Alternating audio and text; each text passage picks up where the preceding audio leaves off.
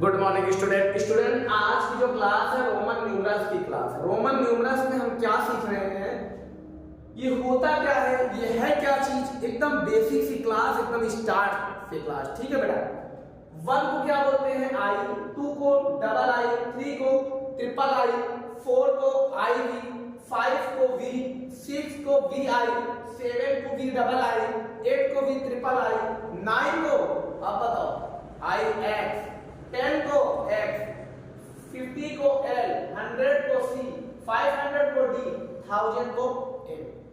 जिस तरीके से हम लोग स्टैंडर्ड फॉर्म सीखे थे ना, एक्सपेंडेड फॉर्म सीखे थे, ठीक है, कि कुछ चीज सीख के हमने सीख लिया था। जिस तरीके से हमने मैथ सीखा था, कुछ नंबर 1 से 20 तक लेके सीखा और मैंने सब चीज सीख लिया, उसी तरीके से अगर आप ये चीज सीख लिए तो रोमन न्यूमरल्स सीख लिए। कुछ भी एनी डाउट, एनी प्रॉब्लम कभी कुछ नहीं होगा। ठीक, अब सर एक बात और याद कर लो आप लोग कि V, L और D ये एक 3 ऐसा नंबर है रोमन नंबर में, ये कभी भी डबल एक साथ नहीं आएंगे। जैसे सर अगर मुझे 200 लिखना है तो डबल C हो जाएगा, ठीक, बट अगर मुझे 10 लिखना हुआ तो डबल V नहीं होगा। क्यों सर, 5 ये 5 ये 5 5 10 हो गया ना, नहीं। मुझे 100 लिखना हुआ तो कभी भी डबल L नहीं आएगा ऐसा, ठीक है। जैसे 200 का डबल C होता है, 2 का क्या होता है, डबल I होता है, उस तरीके से ये 3 सिर्फ आएंगे तो अकेला आएगा, ठीक है। उसके बाद फिर कुछ और रोमन न्यूमरल्स आएगा, फिर वो आ सकता है, बट लगातार 2 नहीं आ सकते। ये समझ में आ गया, ये क्लियर हो गया आपको, ये डाउट ओके।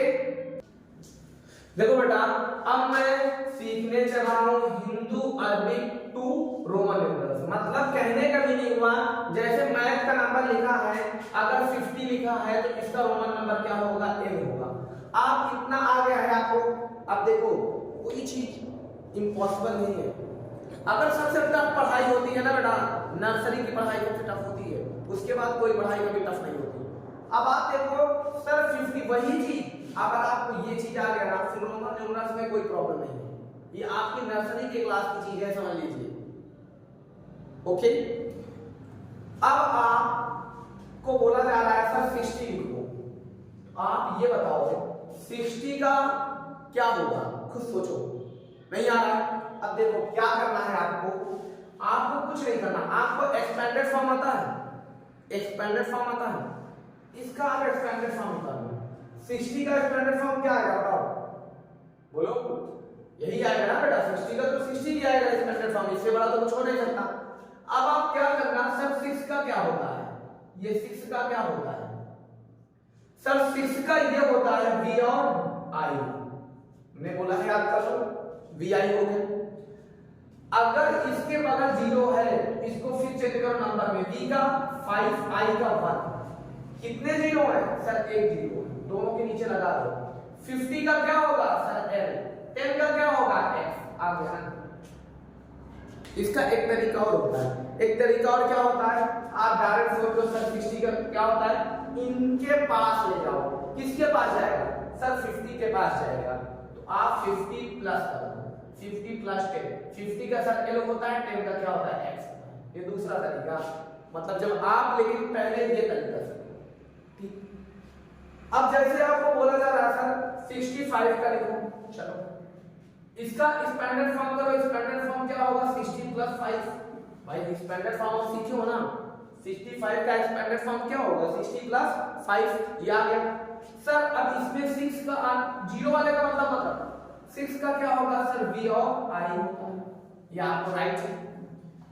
5 का क्या होता है सर, V होता है। अब ये बताओ इसमें 0 है, इसमें तो 0 है नहीं, ये ऐसे ही रहेगा, कभी नहीं चेंज होगा।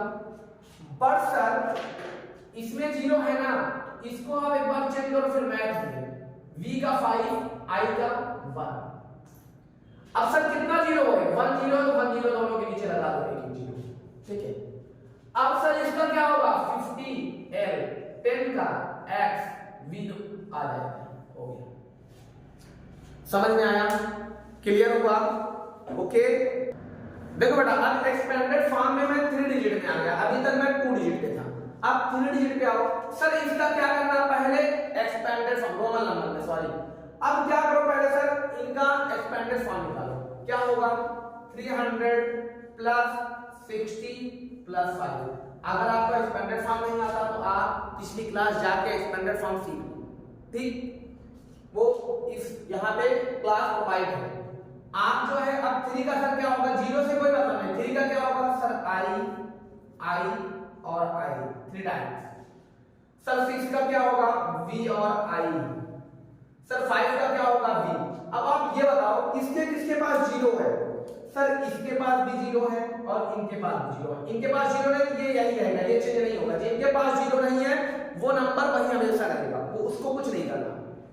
अब आप सर इनके पास 0 है, जिनके पास 0 है उनको क्या करो, अब फिर एक बार मैथ में बदल दो, सिंगल सिंगल I का सर 1 I का 1 I का 1, ठीक, ये समझ में आ गया। V का क्या होगा सर 5 होगा, I का क्या होगा सर 1। इन सबको मैं ऐसा क्यों बनाया, क्योंकि सर इन लोगों के पास 0 है। अब किसके कितना 0 है उतना राइट कर दो, इनके पास कितना 0 है 2, तो सब में 2 0 लगा दो इनके बाद। सर इसमें कितना 0 था सर सिंगल 0, इन दोनों में सिंगल 0 लगा दो, ठीक है। सर इसको मैं चेंज क्यों नहीं किया, क्योंकि सर ये 0 वाला नहीं है, जो 0 वाला नहीं है वो वही रहेगा, वो कभी नहीं चेंज होगा। अब सर 100 का क्या होगा C, 100 का क्या होगा C, भाई 100 100 ही होगा ना, 100 का क्या होगा C, ट्रिपल C। सर 50 का क्या होगा L, सर 10 का क्या होगा X, सर V पड़ा है, ये हो गया आपका आंसर। समझ में आया, क्लियर हुआ, कोई प्रॉब्लम, कोई भी क्वेश्चन हो, कोई भी एनी क्वेश्चन, जैसे इसको मैं लेता हूं, इसका पहले आप क्या करो रोमन नंबर लिख डालो, standard form, sir 100 plus 20 plus 9। Sir 1 का क्या होगा I, सर 2 का क्या होगा सर डबल I, सर 9 का क्या होगा I और X। इतना तो आपको पता है, 0 से कोई मतलब नहीं। अब आप 0 को देखो कितने 0 है, सर इसमें 0 है, इसमें 0, इसमें 0 नहीं, ये सर चेंज नहीं होगा, ये यही आएगा, ऐसे सर्कल बना दो उसको, ठीक है, चेंज इसमें कुछ नहीं करना। अब सर I के पास I का क्या होता है 1, ये I का 1, ये I का 1, ठीक। अब सर इसमें कितने 0 है 2 0, इसमें 2 0 निकालो। सर ये वाले ग्रुप में सिंगल 0, तो सिंगल सिंगल 0 लगा दो, ठीक। सर इसका क्या होगा 100 का C, 10 का X, 10 का X, ये ला के हो गया आपका आंसर। समझ में आ गया, ओके। देखो बेटा इसमें जो क्वेश्चन दिया है इसको आपको करके मेरे व्हाट्सएप नंबर पे सेंड करना है। एक चीज आप ध्यान दो, 1 2 3 4 5 6, इसमें मैं दोनों नंबर मिला के लिखा हूं, रोमन नंबर में भी इसमें भी, ओके।